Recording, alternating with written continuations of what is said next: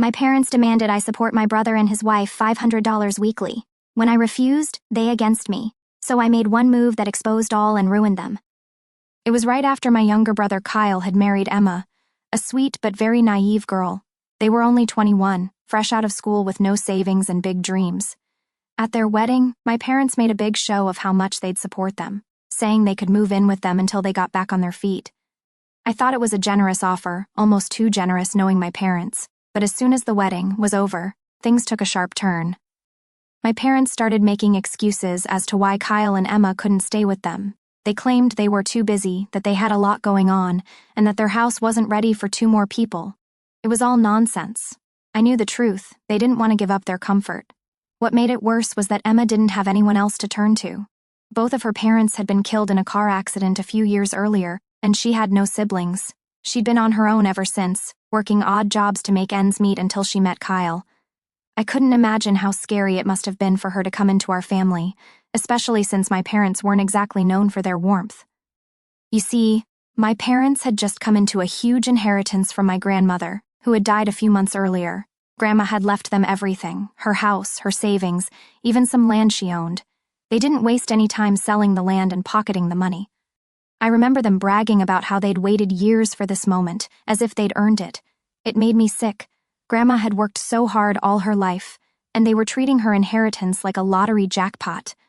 When Kyle and Emma asked to move in, my parents flatly refused. But instead of admitting their selfishness, they turned the tables on me. They called a family meeting at their house, and I went, thinking it would be about finding a solution for Kyle and Emma.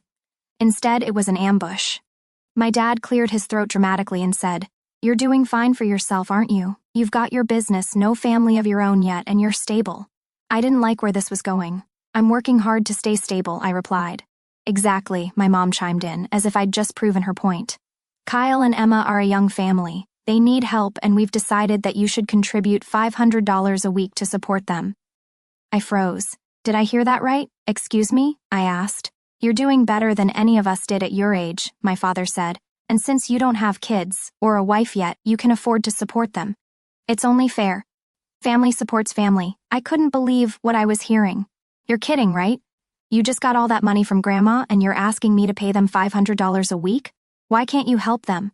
My mom waved me off like it was a stupid question. "We have a million expenses. Besides, we've done enough. We raised you both and brought you to adulthood. Now it's your turn to help the family." The audacity of it all made my blood boil. They'd spent their whole lives sucking off Grandma's largesse, and now that they had her money, they couldn't be bothered to lift a finger for their own son.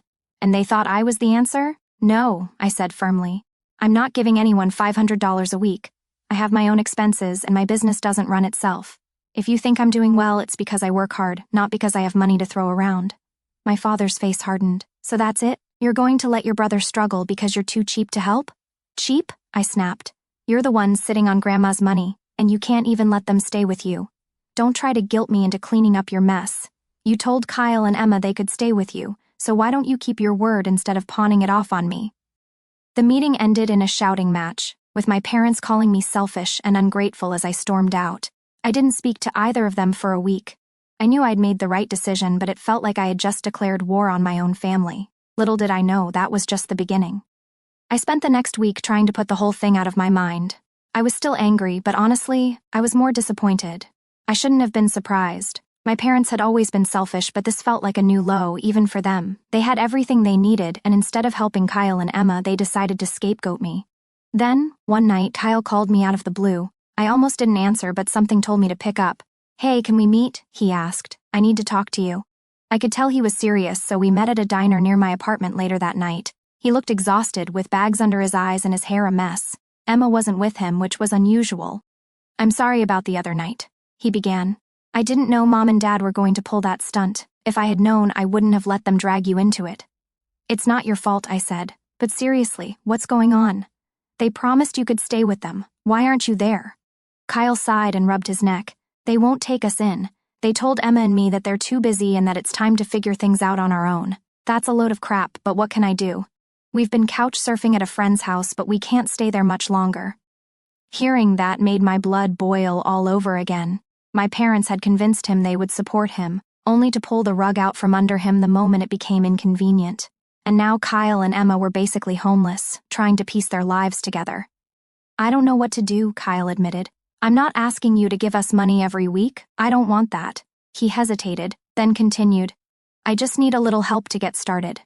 I'm trying to start a little business. Emma's been looking for work, and I've been sewing clothes to sell online, but I want to open a shop. I have some designs ready, but I don't have the money for materials or rent." I didn't say anything at first. Part of me was still angry at how this whole situation had been dumped on me, but Kyle's tone was different from my parents'. He wasn't trying to make me feel guilty or twist my arm. He was just desperate. "How much do you need?" I finally asked. "I could start with $6,000, he said, "enough to buy materials and cover a few months' rent for a small shop. I swear I'll pay you back as soon as I can. I just need to get this going." I could tell he meant it. Kyle wasn't like my parents. He wasn't lazy or entitled. He just needed a break. Still, I hesitated. I wasn't sure this was a good idea, and I hated the thought of enabling my parents' behavior. But Kyle wasn't asking for a handout. He had a plan, and he was willing to work for it. "Okay," I said, "I'll loan you the money, but this stays between us. Mom and Dad don't need to know." Kyle's face lit up with relief. "Thank you. Seriously, thank you. I'll make it work, I promise." I gave him the money a few days later, and true to his word, Kyle used it to rent a tiny studio space and buy supplies for his clothing line. He didn't waste a dime. Meanwhile, my parents were still running their mouths about how cheap and selfish I was. They told anyone who would listen that I'd refused to support Kyle and Emma, painting me as the family villain. Relatives began sending me passive-aggressive texts and comments on social media. "Family helps family," they'd say. "How could you turn your back on your brother?" I ignored them. I didn't owe anyone an explanation, and I certainly didn't owe my parents anything. But as much as I tried to brush it off, the whole thing left a bad taste in my mouth. Meanwhile, Kyle and Emma moved into a cheap studio apartment near his shop. Emma got a part-time job, and Kyle started sewing like crazy. Every time I checked on them, they seemed more determined than ever to make things work. It wasn't easy, but they were doing it. Watching them struggle made me realize I'd made the right decision. My parents could talk all they wanted, but I wasn't going to let their greed drag me down. Little did I know that decision would change everything for all of us. Things got worse before they got better. When my parents realized I wouldn't cave into their $500 a week scheme, they doubled down on their smear campaign. Suddenly, I was the villain of every family gathering, every conversation. I didn't even have to be there. They made sure my selfishness was the centerpiece of every story they told. Relatives bought it too. My phone began to explode with judgmental texts. "A young family needs help, and you can't even step up. Shameful. Your parents have done so much for you. How could you turn your back on them now? I hope one day, when you need help, people will be kinder to you than you were to Kyle and Emma." It was infuriating. None of these people knew the full story. How my parents had promised to take Kyle and Emma in, only to leave them stranded. How they just inherited a fortune and yet refused to spend a penny to help. And, of course, no one knew that I'd secretly given Kyle $6,000 to start his business. I could have defended myself. I could have explained everything and turned the tables on my parents. But what was the point? They'd already poisoned the well. So, I kept quiet. If they wanted to make me out to be the bad guy, let them. I wasn't going to justify myself to people who didn't care about the truth. But it didn't stop there. My parents weren't satisfied with just talking. They wanted to make me pay, both figuratively and literally. They started spreading rumors at family gatherings that my business was probably failing, and that's why I was being so stingy. My mother apparently told one of my aunts, "He acts like he's got it all together, but I think he's struggling." That's the only reason he wouldn't help his brother. My aunt, bless her heart, actually called me to ask if I was okay. I assured her that my business was fine, but the damage was done. Meanwhile, Kyle was working non-stop. He'd rented the tiniest storefront in a not-so-great part of town, but he made it work. Emma juggled her part-time job and helped out whenever she could. I'd stop by occasionally to check in, and every time, I was impressed. He turned the little shop into something real. Rows of handmade clothes, racks of his designs, even a little corner with a sewing machine where he worked on custom orders. One night, about 3 months after he opened, I stopped in after hours. Kyle was sitting behind the counter, surrounded by sketches and scraps of fabric. He looked up as I walked in and grinned.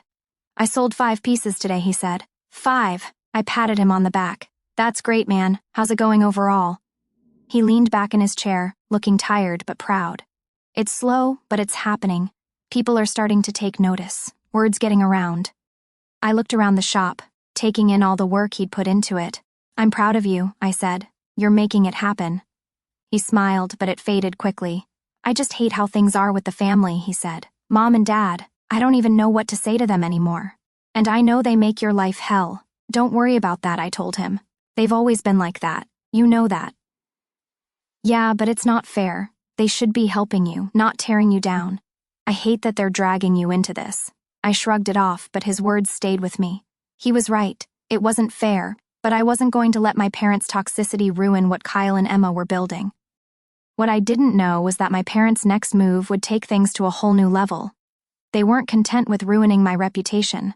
They wanted to make sure Kyle and Emma never forgot who they thought the real villains were. About 4 months after Kyle opened his shop, I got a phone call from him out of the blue. He sounded rattled. "Mom and Dad just stopped by the house," he said. "You won't believe what they just pulled." At first, I was confused. My parents had been so hands-off with Kyle and Emma since the wedding that I didn't think they even knew where they lived, but somehow, they tracked them down. "They came over like they were checking in," Kyle continued, "acting all concerned about us, asking how we were, if we needed anything.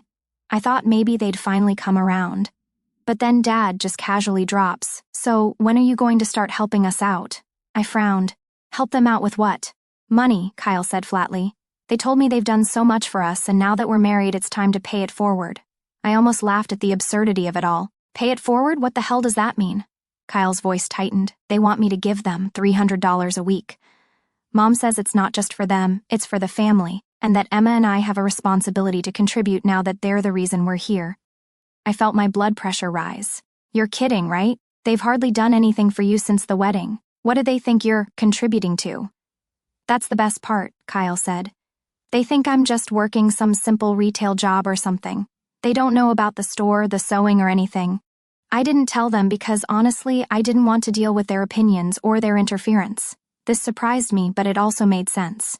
Kyle had kept his head down and focused on building the business. He probably avoided our parents as much as I had. "So, what did you tell them?" I asked. "I told them we couldn't afford it, of course. Everything we make goes straight to rent and supplies, and Emma's part-time job barely covers food. But you know how they are. They wouldn't take no for an answer." "Let me guess," I said. "They started guilting you." Kyle snorted. "Big time. Mom went on this whole rant about how they'd sacrificed so much for us and how they deserved to get something back. Dad just kept repeating that it's our duty as a family to step up, and when I told them no again, they brought you into it." "Of course they did," I muttered.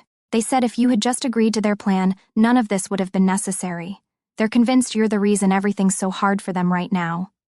I couldn't even be surprised anymore. My parents were predictable, if nothing else. When things didn't go their way, they always looked for someone else to blame, and apparently, I was still their favorite scapegoat. "So, what now?" I asked Kyle. "They said if I didn't start helping them out, I shouldn't expect them to be there for us in the future." I let out a bitter laugh. "Be there for you? They've done nothing but make your life harder since the wedding." "Exactly," Kyle said. "But you know how they spin things. They make it sound like we owe them our lives just because they raised us." I shook my head, even though he couldn't see me. "Don't let them bully you into anything. You're doing fine without them. Just focus on the shop and let them throw their tantrums." "I know," Kyle said, though he sounded tired. "I just hate how they keep dragging you into it. You don't deserve it." "Don't worry about me," I told him. "I've been dealing with their crap for years. I can handle it." Kyle thanked me before we hung up, but I could tell the whole situation was weighing on him. He and Emma were already stretched thin, trying to make ends meet, and now they had to deal with our parents adding more stress to the mix. The part that stuck with me, though, was how clueless our parents were. They didn't know about the store, the hours Kyle was putting in, or how Emma was working to keep them afloat. They just assumed Kyle was floating through life, and that assumption made it easy for them to ask for money. I knew it was only a matter of time before they tried to escalate things. My parents weren't the type to let this go. They were about to push things even further, and I could feel a storm coming. It didn't take long for Kyle to reach his breaking point. A few days after my parents ambushed him with their ridiculous demand for money, he called me again. "I can't do this anymore," he said. "Emma and I talked about it last night. We're done with Mom and Dad. No more calls, no more visits, no more guilt. We're cutting them off completely." I leaned back in my chair and let the words sink in. "Are you sure? That's a big step." "Yeah, I'm sure," he said. "They don't care about us. They've made that clear. All they do is take and take. They left us hanging when we had nowhere to go, and now that we're making it on our own, they want to swoop in and take the credit. I'm tired of them making us feel like we owe them. I couldn't argue with that. Our parents had crossed the line more times than I could count, but I also knew how vindictive they could be. You know they're going to spin this, right? I warned. Kyle sighed. Let them. I'm tired of playing their games. They can say whatever they want. I just want to focus on Emma and the store. True to form, my parents wasted no time telling anyone who would listen that their children had abandoned them. They painted us as ungrateful, selfish, and cold-hearted, conveniently omitting all the ways they had failed Kyle and Emma. For a while, the relatives seemed to buy it. I started getting the same passive-aggressive texts I'd been getting for months. Your poor parents, wrote one cousin. They did so much for you and Kyle. I don't know how you two sleep at night. I ignored them. By then, I'd learned not to waste my energy defending myself to people who only heard one side of the story. But as time went on, the tide began to turn. The breaking point for the rest of the family came when my parents tried to pull their usual stunts on someone else. My mother's sister, Aunt Linda, had recently sold her house and made a decent profit. Naturally, my parents saw dollar signs. They showed up at Linda's house one night, uninvited, and started hinting that they could really use some help with family expenses. But Aunt Linda wasn't like Kyle or me. She didn't hesitate to call them out. Apparently, she tore them apart right there in her living room, listing every selfish thing they'd done over the years. She brought up how they'd burned through Grandma's inheritance, how they'd refused to help Kyle and Emma, and how they'd lied to the whole family about me. By the time she finished, several other relatives had heard the story, and the truth spread like wildfire. Suddenly, the relatives who had been so quick to judge us began to reconsider their loyalty to my parents. One by one, they began to distance themselves. Family group conversations grew quieter. Invitations to events stopped coming. My parents were left seething, unable to understand why their lies weren't working. Meanwhile, Kyle and Emma were thriving. The business grew slowly but steadily, and after about a year, they'd saved enough to move out of their cramped studio apartment into a nicer 2-bedroom. Not long after, Emma gave birth to their daughter, a beautiful little girl named Lily. When Kyle called to tell me the news, I could hear the pride in his voice. She's perfect, he said. Emma's doing great too. I never thought I could be so happy. I went to visit them a week later, and seeing Kyle hold his daughter for the first time was something I'll never forget. It was like all the stress, all the struggles had been worth it. He'd built this life with his own hands, and now he had a family to share it with.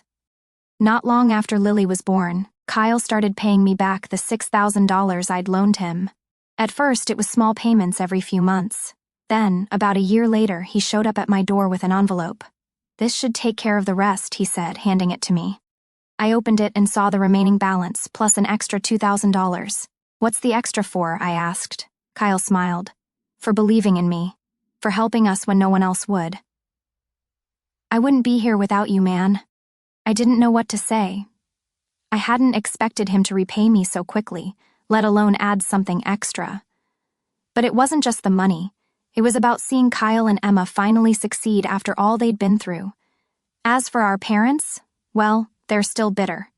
Kyle keeps them at arm's length, only reaching out when there's big news, like Lily's birth. When they do call or text, it's almost always because they need something, and Kyle is quick to shut them down. They can't pretend like nothing happened, he once told me. They made their choices, and I'm not going to pretend things are okay just because it's convenient for them. Our parents hate it. My mom still sends the occasional guilt trip text about how Kyle is pretending the past didn't happen or cutting them out of his life, but Kyle just shrugs it off. After all, he and Emma have built a life they can be proud of. They're raising their daughter in a happy, stable home, free from the toxic mess our parents tried to drag them into. Frankly, watching them succeed has been one of the most satisfying things I've ever experienced.